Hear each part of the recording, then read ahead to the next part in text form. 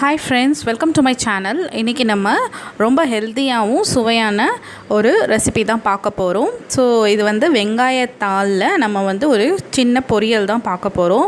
ரொம்பவே ஹெல்த்தியான இந்த ரெசிபி பார்க்கறதுக்கு முன்னாடி நம்ம சேனலில் கிவ்அவே போயிட்டுருக்கு. கிவ்அவேல நீங்கள் இன்னும் பார்ட்டிசிபேட் பண்ணலைன்னா சீக்கிரம் பார்ட்டிசிபேட் பண்ணுங்கள்.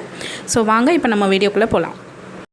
சேனலில் ஃபஸ்ட் டைம் பார்க்குறீங்கன்னா சப்ஸ்கிரைப் பட்டனை கிளிக் பண்ணிக்கோங்க. அப்படியே பக்கத்தில் இருக்கிற பெல் பட்டனையும் கிளிக் பண்ணிக்கோங்க. அப்போ தான் நான் போடுற உடனுக்குடன் நோட்டிஃபிகேஷன் வரும். இந்த ரெசிபி பண்ணுறதுக்கு நான் வந்துட்டு ஒரு கட்டளவுக்கு வெங்காயத்தாள் எடுத்திருக்கேன். அதை நல்லா குட்டி குட்டியாக நறுக்கியிருக்கேன். அதுக்கப்புறமா ஒரு அரை வெங்காயம் எடுத்திருக்கேன். ஏன்னா ஆல்ரெடி இதுலேயே வெங்காயம் வந்துடுறதுனால நம்ம வந்து வெங்காயம் அதிகமாக சேர்க்க தேவையில்லை. 2 பச்சை மிளகா எடுத்திருக்கேன். இப்போ ஒரு கடாய் எடுத்துக்கோங்க. அதில் கொஞ்சமாக வந்து எண்ணெய் சேர்த்துட்டு எண்ணெய் நல்லா காயட்டும். எண்ணெய் நல்லா காஞ்சதுக்கப்புறமா கடுகு உளுத்தம் பருப்பு சேர்த்துக்கோங்க.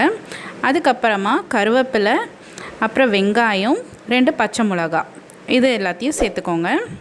சேர்த்துட்டு இதை ஒரு 2 நிமிஷம் வரைக்கும் நல்லா வதக்கி விட்டால் போதும். ஏன்னா ஆல்ரெடி நம்ம போட போகிறதும் வெங்காயத்தால் அதுவும் நல்லா வதங்கணும் இல்லையா? ஸோ அதனால் ஒரு 2 நிமிஷம் வதங்கினதுக்கப்புறமா சீரகத்தூள் ஒரு 1/4 டேபிள் ஸ்பூன் சேர்த்துக்கோங்க. சேர்த்துட்டு நல்லா ஒரு வாட்டி மிக்ஸ் பண்ணி விட்டுருங்க. இதுக்கப்புறம் நம்ம ஒரு 2 நிமிஷத்துக்கு அப்புறம் நம்ம வெங்காயத்தாள் வந்து சேர்த்துக்கலாம். வெங்காயத்தாள்லே வந்து நீங்கள் எல்லாமே வந்து கட் பண்ணணும். அதாவது அதில் கீழே இருக்கிற வெங்காயமும் நீங்கள் கட் பண்ணணும். ஸோ அதையும் கட் பண்ணி இதில் சேர்த்துக்கோங்க. இப்போ எல்லாத்தையும் சேர்த்துட்டு நல்லா ஒரு வாட்டி மிக்ஸ் பண்ணி விடுங்க. மிக்ஸ் பண்ணிவிட்டு நமக்கு இதுக்கு தேவையான அளவுக்கு மஞ்சத்தூள் வந்து ஒரு 1/4 டேபிள் ஸ்பூன் அளவுக்கு சேர்த்துக்கலாம். ஒரு சிட்டிகை அளவுக்கு போதும், 1/4 டேபிள் ஸ்பூன் இல்லை, சாரி. அதை சேர்த்துட்டு இதை வந்து நல்லா ஒரு வாட்டி மிக்ஸ் பண்ணி விடுங்க.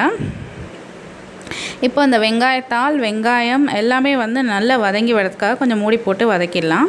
ஓரளவுக்கு நமக்கு நல்லா வதங்கினதுக்கப்புறம் ஒரு அரை சின்ன தக்காளி போதும். அரை தக்காளி எடுத்து அதுக்குள்ளே சேர்த்துக்கோங்க. அதாவது நமக்கு எவ்வளோ இருக்கோ அதுக்கு ஏற்ற மாதிரி கம்மியாக சேர்த்துக்கிட்டால் போதும். சேர்த்துட்டு நல்லா வந்து இதை மறுபடியும் மூடி போட்டு ஒரு 5 நிமிஷம் நல்லா தக்காளி வதங்கிறதுக்கு விட்டுக்கோங்க.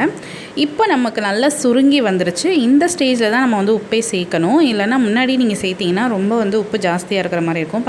பார்த்தீங்கன்னா இப்போ நல்லா வெங்காயத்தாள் எல்லாமே நல்லா சுருங்கி வந்துருச்சு. உப்பு தேவையான அளவுக்கு சேர்த்துட்டு நல்லா ஒரு வாட்டி வதக்கி விடுங்க. இது ஒரு 2லேருந்து 3 நிமிஷம் நல்லா வதங்கணும். அதுக்கப்புறமா நம்ம வந்து தேங்காய் திருவி சேர்த்துக்கிட்டோன்னா நம்மளோட வெங்காயத்தாள் வந்து ரெடி ஆகிடும். ஸோ நான் வந்து ஒரு 2 நிமிஷம் இதை வதங்கி எடுத்ததுக்கப்புறமா நம்ம இப்போது தேங்காய் வந்து திருவினது சேர்த்துக்கோங்க. நல்ல ஒரு ஃப்ளேவராக இருக்கும் இதுக்கு. இந்த வெங்காயத்தாள் வந்து இந்த மாதிரி வெயில் டைமில் நீங்கள் அடிக்கடி சேர்த்துக்கிட்டிங்கன்னா உங்கள் உடம்பு நல்லா குளிர்ச்சியாக இருக்கும். நமக்கு வந்து நல்ல ஒரு ஹெல்த்தியான ரெசிபியும் கூட. ஸோ இதை அடிக்கடி வந்து சேர்த்துக்கோங்க. இந்த டிஷ் வந்து உங்களுக்கு எந்த டைப் ஆஃப் ஃப்ரைட் ரைஸ்க்கும் ரொம்ப சூப்பராக இருக்கும். ஸோ நீங்கள் வந்து ஃப்ரைட் ரைஸ்லாம் செய்கிறீங்கன்னா இதை வந்து தொட்டுக்க செஞ்சிங்கன்னா அவ்வளோ சூப்பராக இருக்குங்க. அண்ட் ஆல்சோ நீங்கள் ஃப்ரைட் ரைஸ்க்கு இதை நீங்கள் போட்டுக்கலாம். அந்தளவுக்கு அப்படி தூவுவாங்க. நீங்கள் ஹோட்டலில் ரெஸ்டாரண்ட்டில் வாங்கினீங்கன்னா fried rice, chicken fried rice எல்லாத்துலேயுமே இந்த ஸ்ப்ரிங் ஆனியன் வந்து தூவிருப்பாங்க. அவ்வளோ டேஸ்ட்டு ஃப்ளேவர் கொடுக்கும். ஸோ இதே நீங்கள் சைட் டிஷ்ஷாக பண்ணும்போது இன்னும் எவ்வளோ சூப்பராக இருக்கும்னு பார்த்துக்கோங்க. ஸோ உங்களுக்கு இந்த வீடியோ பிடிச்சிருக்கோன்னு நினைக்கிறேன். வீடியோ பிடிச்சா லைக் அண்ட் ஷேர் பண்ணுங்கள். மறக்காமல் நம்ம சேனலை சப்ஸ்கிரைப் பண்ணுங்கள். தேங்க்ஸ் ஃபார் வாட்சிங்.